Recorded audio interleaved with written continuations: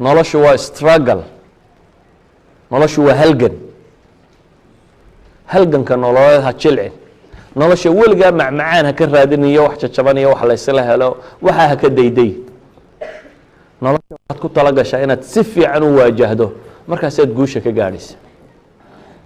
inaad wax akridid, wakti yar seexatid, wakti badan soo jeedid, soo jeed bilaa macna aanu noqona soo jeed aad ka faa'iidaysanayso noqdo, aakhiradaada iyo adduunkaaga miduun inaad dhisaysid, labadaba inaad wada dhisto. ha noqonin qof jilicsan oo dee maxaan ugu sameeya wax kale soo heli maayo inuu oohaya ha noqonin. nolosha oohin lagagama hortago, nolosha adkaysaa lagaga hortaga. soomaalidu waxay dhaha waad baahantahay looma bahala cuno.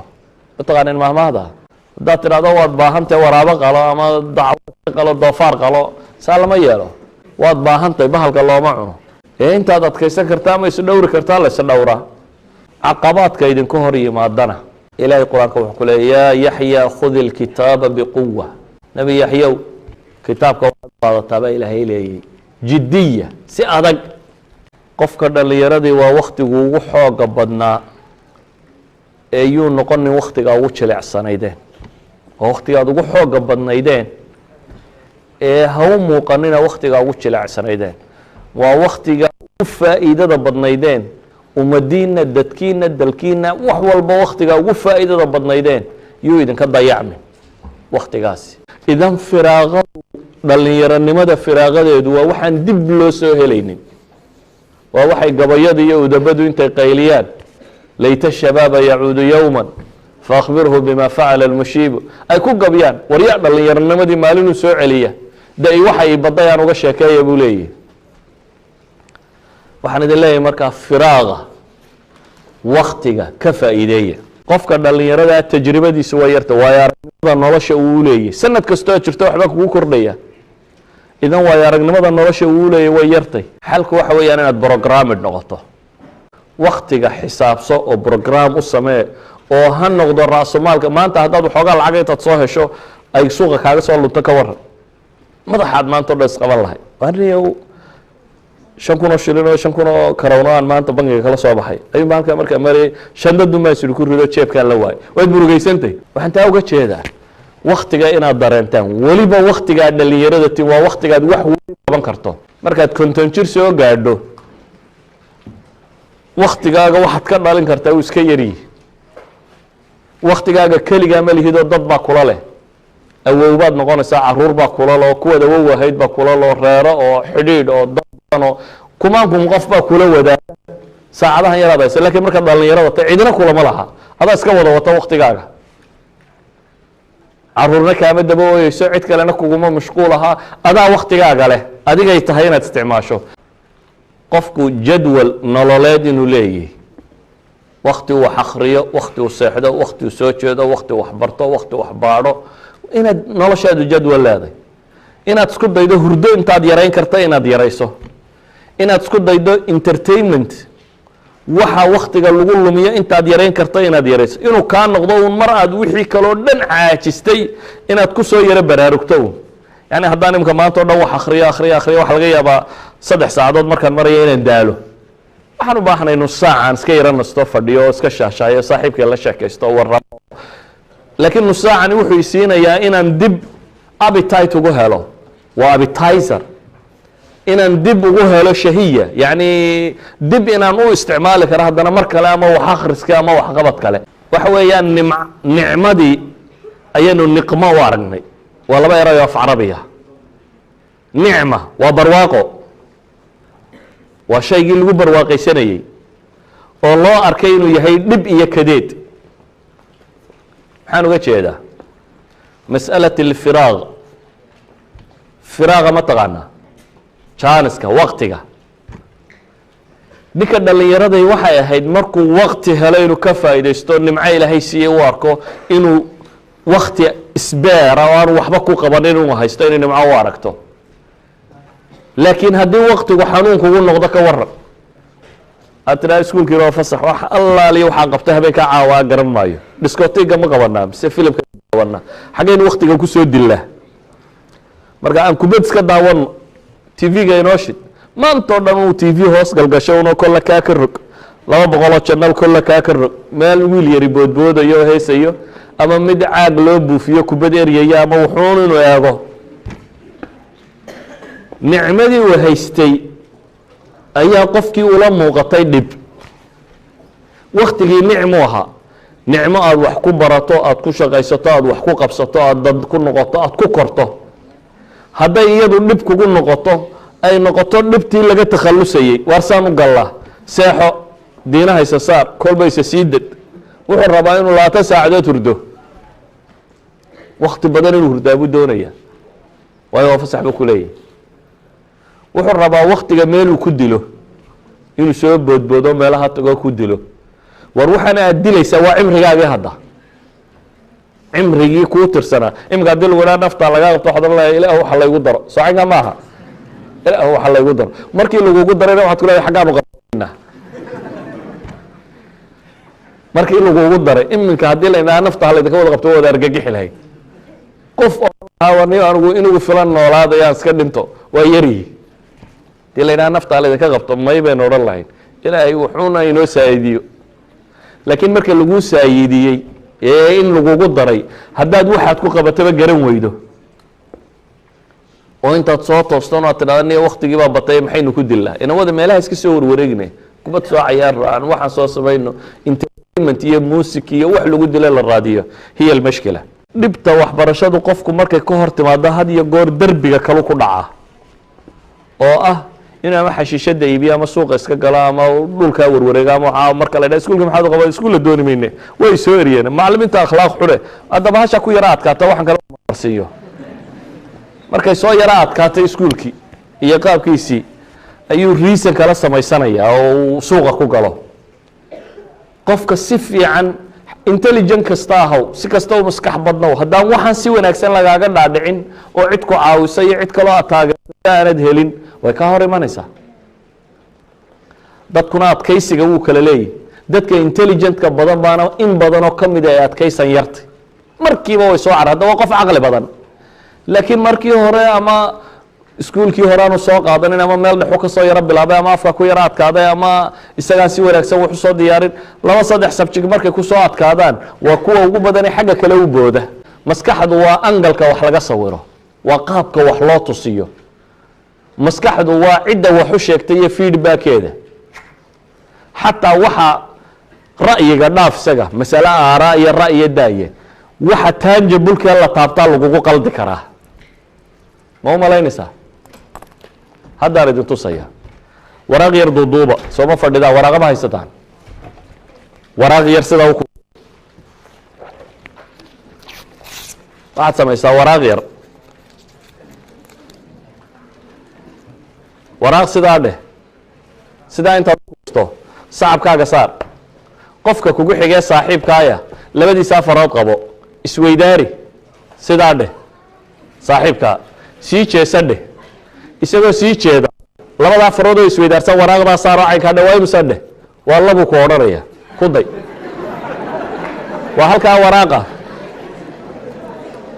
halkaa waraaqe qure aan hayo soo waraaqda qura maaha intaad halkaa saarto oad labadiisaa farood sidaa isu weydaariso qura sii jeesa dhoo dabeetana sidaa u saar waa imse waraaqood dheh waa imse dheh waa labu markuu ugu yariyo ku odhanaya waayo maskaxda markay neerfuhu caynkan yahay u sidaa ugu sheego waa sidii saxa ahayd waa dhankay ka taqaanay buu odhanaya haddii laysu weydaariyo laba aan isku mar wax taaban jirin baa isku mar wax taabanaya dabeetana waa labay sheegayaan waayo labadaasi labadaa dhan isku mar wax ma taabtaan naajaralisaa ilaahay ugu talagalay si aan bay yihiin isku mar ma wax wada taaban karaan laba aan isku mar wax taaban baad isku mar wax taabsiisay dabeetana waxaad odhanaysaa waa laba idan qadaayaadka fikrigaahi way kasii khatarsan yihiin kuwan kani waa material baan ku tusay qadaayaadka fikrigii waa angalka lagaa tuso waa fishanka angalka wax lagaa tuso baad wax ka arki kartaa qofku markuu dhalinyaro yahay jidhkiisii baa soo dhismaya markuu soo dhismo baahiyihiisaa soo badanaya meel waloo cudwi meel waloo jidhkiisa ka midiba way koraysaa koritaankaasi wuxuu ku gaadhayaa inuu qaan gaadho, ninku inuu ninnimo dareemo, inantuna inay inannimo dareento. wuu sii korayaa wuxuu ku gaadhayaa ninku inuu bislaado, inantuna inay bislaato. wuu sii korayaa wuxuu gaadhayaa qofku xad marka dambe uu dib u soo noqdo oo hoos u soo noqdo. dhalinyaronimadu markaa waa xadkii la koraya bislaanshihiisa xaggiisa loo sii wada socday. nin dhalinyaro saxaabiya nebiga u yimi wuxuu yidhi ilaahay rasuulkiisiiyo anigu adkaysan kari waaye, marka anigu waxaan doonayaa in zinada lay ogolaado buu yidhi. idigu maxaa odhan lahayd nebi maxamed oo meel fadhiya intuu nin dhalinyaro isaga yimaado oo saxaabadii la fadhido oo dadkii la fadhiyaan ayuu intuu isaga yimi uu yidhi ilaahay rasuulkiisiiyo anigu adkaysan kari waaye, aniga xadhig ha laga furo, ha la ogolaado zinada. saxaabadii agta joogtaa ku qaylisay, ha ku qaylinina buu yidhi, soo dhawow buu ku yidhi, udnu ii soo dhawow buu ku yidhi nebigu. wuu soo dhowaaday, wuxuu ku yidhi waxaan ku weydiiyo su-aaluu weydiiyey, su-aalo tilmaamaya qofku inuu dareemo mas-uuliyadi inay bulshada iyo mujtamaca ka saarantay. wuxuu yidhi waxaan ku weydiiyo hooyadaa ma la jeclaan lahayd? in hooyadaa laga zinaysto oo nin kale ka zinaysto ma jeclaan lahayd? may buu yidhi ilaahay rasuulkiisiiyo. wuxuu yidhi dumar kalena qaar bay hooyooyin u yihin, hooyana la jeclaa. walaashaa ma la jeclaan lahayd buu ku yidhi in ninka haysto ka zinaysto? may buu yidhi ilaahay rasuulkiisiiyo taa ma ogoli. wuxuu ku yidhi dumar kalena rag bay walaalo u yihin oo ma jecla. inantaad adigu dhashay, gabadhaada aad adigu dhashay ma jeclaan lahayd buu nebigu yidhi in laga zinaysto? may buu yidhi ilaahay rasuulkiisiiyo taana cidna uma ogoli. dee gabdhaha kalena rag baa dhalay buu nebigu yidhi oo iyana ma jecla in laga zinaysto. habar yartaa buu ku yidhi ma rabtaa in laga zinaysto? eedada ma rabtaa in laga sinaysto? wixii dumar ku weeraa ee uu ilaashanaya ee uu ceebta la rabin. dumar baa jira aanaad ceebta la rabin, walaasha, hooyada, inantaad dhashay, habaryarta, eedada, dumarkaa kugu weegaarane caarkaaga ah ceebtoodu iyadoo lagu sarsaray ka daran. mar in ceeb laga soo sheego. saa daraaddeed nebigu wuxuu leeyahy kuwa in qola kaxaysato rag iska fuulo ma jecesha? may buu yidhi ilaahay rasuulkiisiiyo dee haddaba kuwaasina dad bay u yihiin, intaa adiga ay kuu yihiin bay rag kale u yihiine nabadgeli buu ku yidhi. nebigu intuu soo dhaweeyo laabta gacanta ka saaray ayuu dabeetana u duceeyey oo ku yidhi allahuma xasin farja, ilaahay ow kan farjigiisa u dhow oo dembigiisa dhaaf. waxaa la yidhi gabar dambeba sidaa uma egin u iska dhaaf. maxaan uga jeedaa? kow marka hore waxaa ka fakartaan inanka soomaaliyeed, walaashan soomaaliyeed aad xumaynayso walaashaa un ka soo qaad, tii kula dhaatay hooyadaa dhashay. idan mas-uuliyad baad dareemaysaa inay mujtamaca kaa saarantay. inanta soomaaliyeed inanka aan xumaynayso inay mas-uuliyad dareento mujtamaca ka saaran. taasi waxay keenaysaa qofku mas-uuliyadda uu dareemayo inuu ilaaliyo. shahwatu nafs marka hore waa mushkilad mashaakilka bini aadamka ka mid a. waa mushkilada ilaahay ku talagalay inuu inagu itixaamo. haddii aan shahwadba laynagu abuuri lahayn soo wada malaa'igun iskamayna noqoneen de, malaa'igtaan waxba doonini halkeeda iska fadhida waa iska tasbiixsataa. haddaanad waxbaba dareemaynin dee malag baad noqon lahayd iska tasbiixsado weligiisa halkaa ka haya.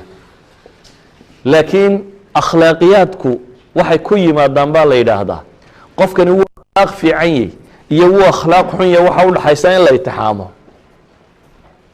inuu galo mantiqo imtixaana oo markaa sidii u adeegsaday. waxay yidhaahdaan qofka imtixaankiisu saddex shayba wuu baahay. xorriyad buu u baahan yahy inuu haysto qofku, qudru u baahan yahy awood iyo istitaaca, mucaanaa buu u baahan yahy bay yidhahdeen waxani wax caqabo laga gudbi kara inay tahay inuu dareemi karo.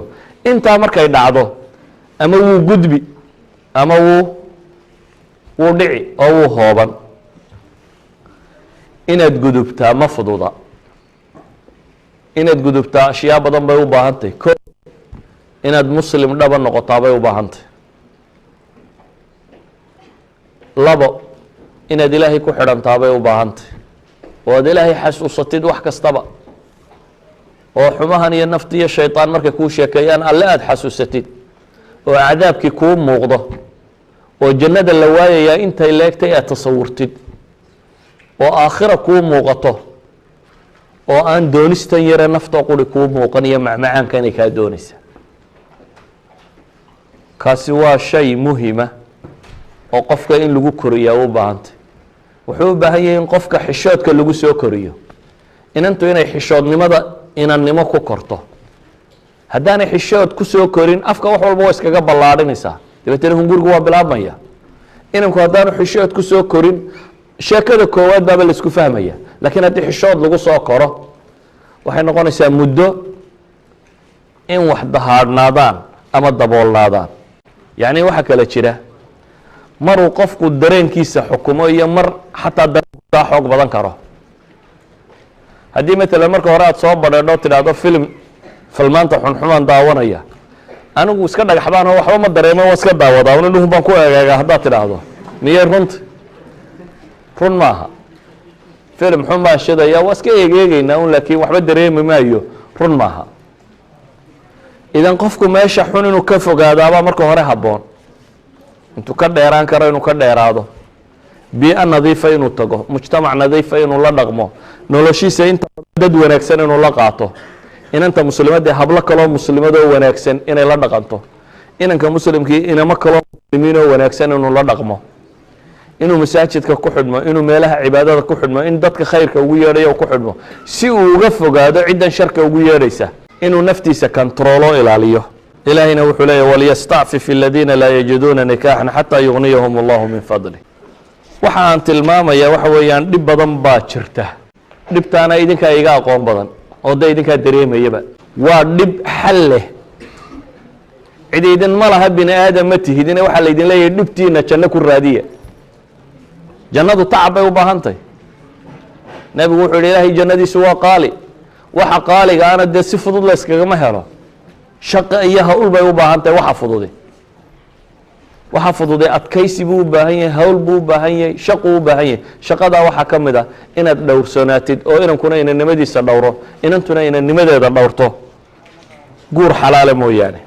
waxaan leenahay waxaa ka mid ah in guurka la fudaydiyo oo inan iyo inan ciddii guursan kartaa ay guursadaan, si xalaal ay u guursadaan.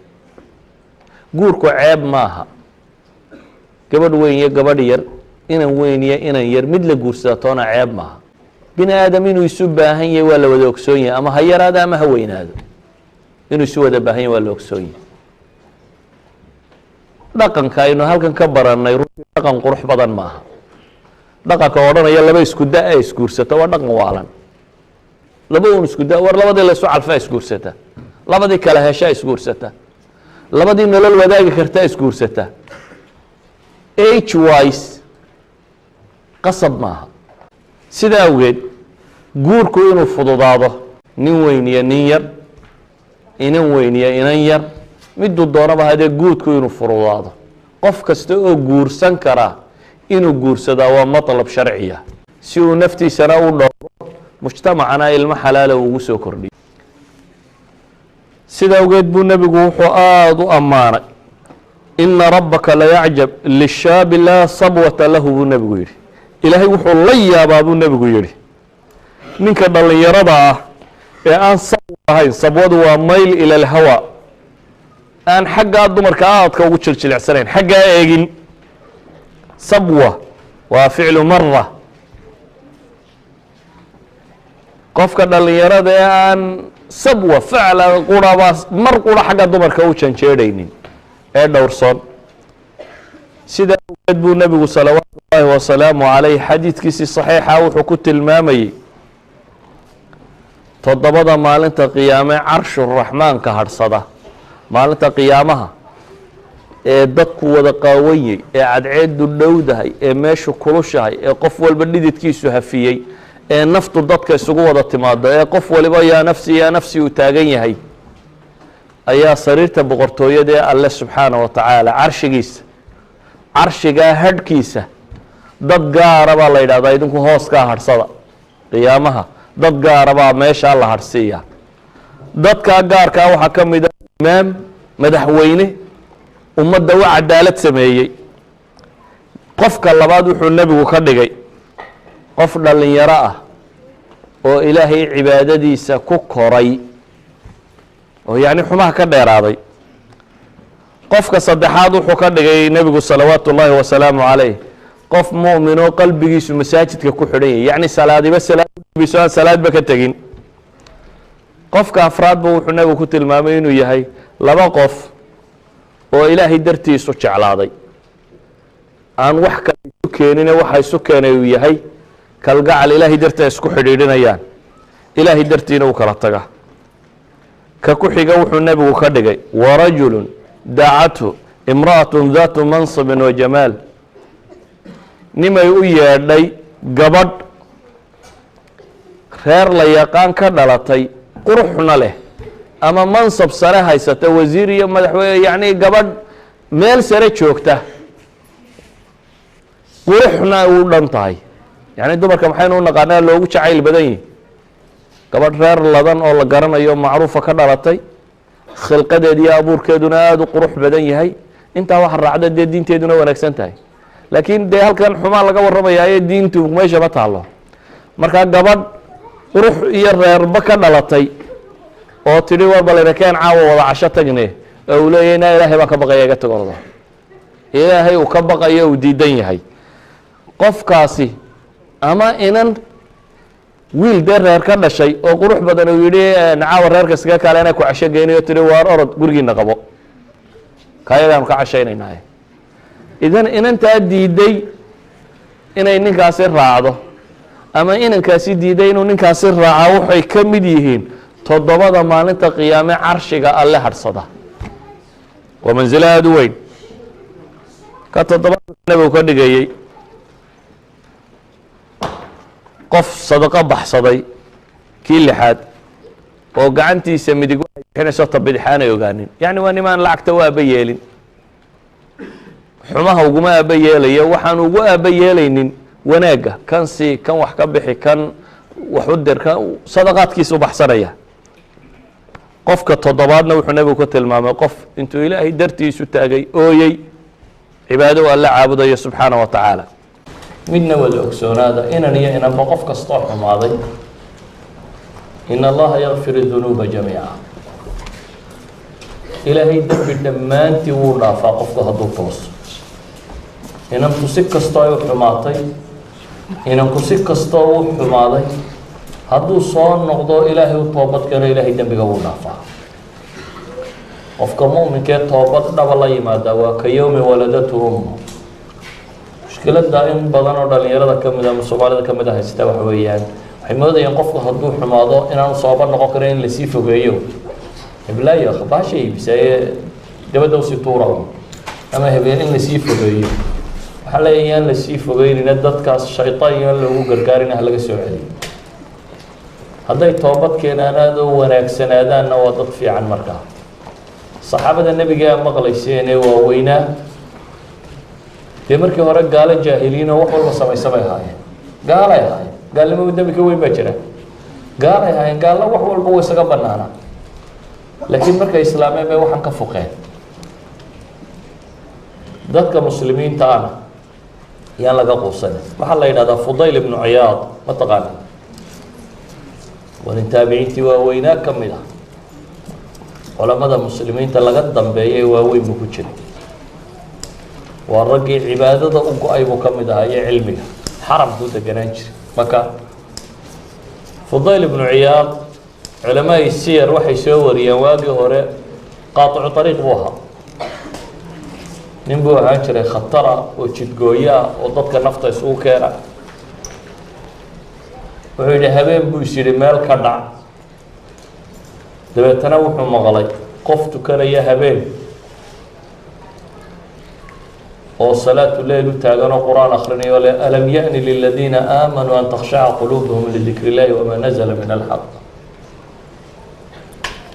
aayaddii uma qalbigiisa ku dhacday walmajaariyadda ayarna waktigaasay ilaahay u taagantoo leedahay alam ya'ni liladiina aamanuu miyaanay weli gaadhin dadka mu'miniinta ahay in qalbigoodu uu khushuuco ilaahay dikrigiisa iyo xaqa waa la soo dejiyey ma waktigaasay aayadda kugu akhriyaysa adna waa dhacaysaa wuu iskaga soo noqday meeshii uu dhacayay wuxuu yidhi iska toobadkeeno meel kharaabadu iska galay kharaabadii isagoo ku jira ayuu qolo maqlay wada hadlay soo socoto oo leh inba wuxuu le waryaadhe وماشان إنه مرينا ولا هو ماشي فضيل كشري شراء جار كذي ورعاوة بدبادي ما ينين الله وينني ورقدوا ميلها أنا خرابة كجلا بويدي خرابة هران قلوا خرابة هي بيسوق قلوا وماشي فضيل كشرو ورياه ما يسوي دي بويدي ورما مسلم كإله هي وقت قال قورينا يانا ما بقاها يقدر كل يانا ماشى تنا ماشى بس كجتك فضيل ما تسوق عن صدق ماشي سكجي ما مكوس كجي ميودكي دبتنا علم وبرتي والعلماء دي جوا وين المسلمين اللي جدا بيجيبوا مركز دنبها فضيل بن عياض واللي برجع عبادة اللي قلته ما بوها فحنا قلت هذا قاطع طريق قفك السجار نقضي أي مسلم نقا كرهته بدك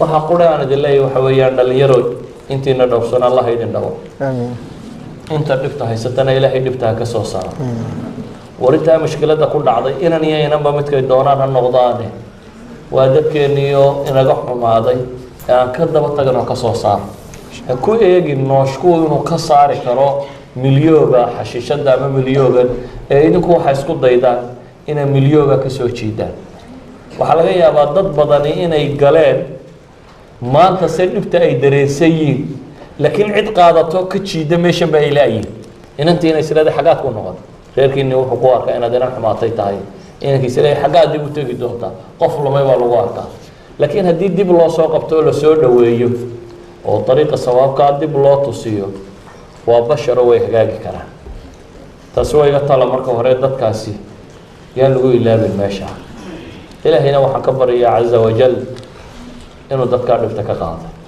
حق إنه إلهي سبحانه وتعالى دبوا سعريه مسلمين كتاب كودي السنة نبي الراعين الله كذبه إذن كيان نجنين الله ينصبه ونفتين إلى عليه